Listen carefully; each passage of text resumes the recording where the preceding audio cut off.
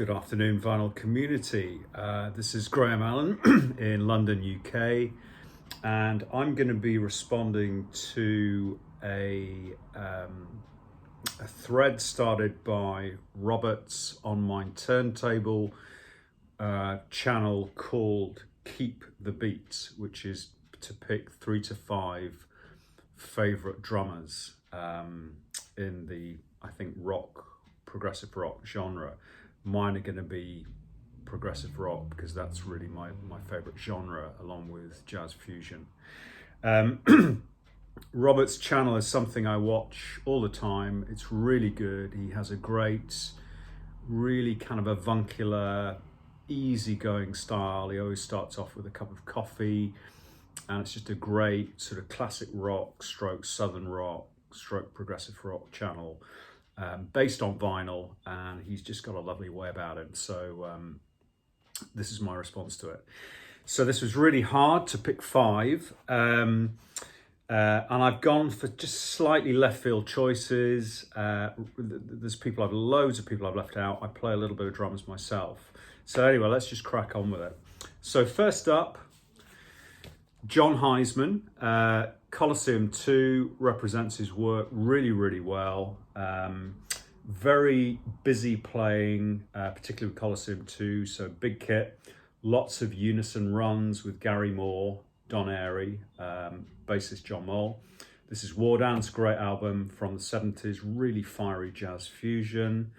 But also he went on to play jazz, predominantly with his wife, Barbara Thompson, in Paraphernalia. This is a pretty rare album. It's actually 4 drum solos from the Paraphernalia years, mainly from 1985. Got John to sign it, along with his wife actually.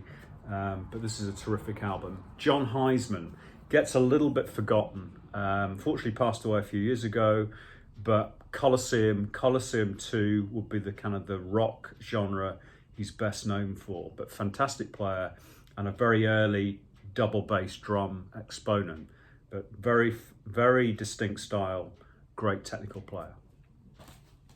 Number 2, Simon Phillips. So Simon Phillips played with all sorts of people, played on an album by Judas Priest, for instance, played for a long time in Toto, about 20 years, but he's always been associated with the jazz fusion scene as well, played with people like Stanley Clarke.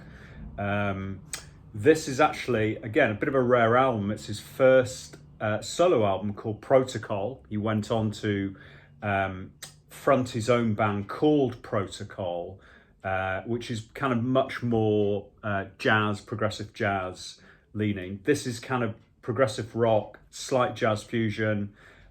He plays everything on this. It's very much a sort of a drum mini album. He's got a phenomenal technique, very large kit, resonant tom-toms, fantastic double bass player, just a great, great drummer. Seen him many times in clinics. Great guy. Number 3, Terry Bozio, ex-Frank Zappa, of course, but really came out of the traps with his playing on the second UK album, replacing, of course, Bill Bruford, who is one of the people I'd love to have on this list, but I decided to leave off.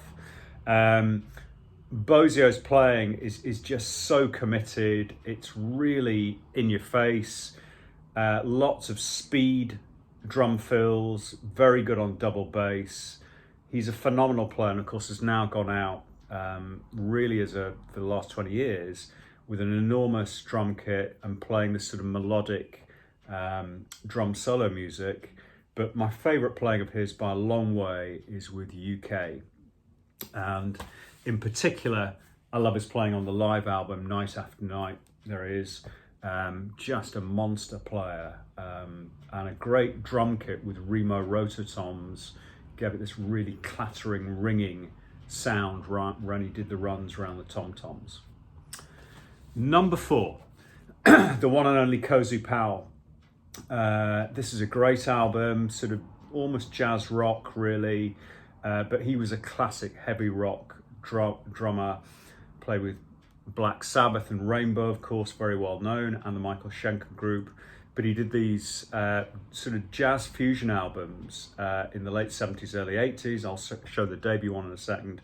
Thunderous player, double bass again, very distinct style, sort of heavy, low-end player, big, deep snare drum. You can't miss him. And of course, he did a phenomenal album with Keith Emerson and Greg Lake, Emerson, Lake and Powell. But really recommend some of his solo stuff. This is a great album. My favourite is his debut album, Over the Top, which has Jack Bruce and Gary Moore on it. Really tasty and beautifully recorded drums on this album. So number 4, Cozy Powell.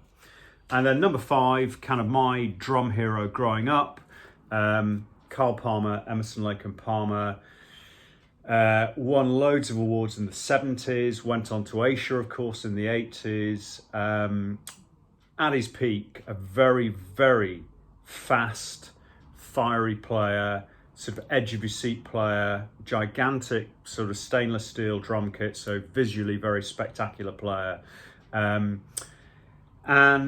the reason I actually mentioned this album is that, you know, people think of all the early albums, but in actual fact, his solo side on this album just shows how dynamic he was.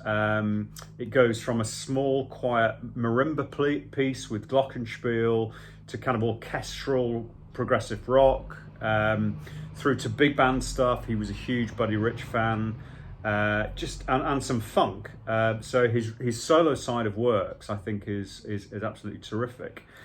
And then again, just to show something a little bit different, his debut album with Atomic Rooster, the band that he formed after The Crazy World of Arthur Brown with Vincent Crane. He's playing on this as I think a 19-year-old is astonishing. He just tears into the snare drum. There's a drum solo on this, a studio drum solo, which in a way was his sort of framework for the drum solo that he still plays in a way, very sort of similar licks.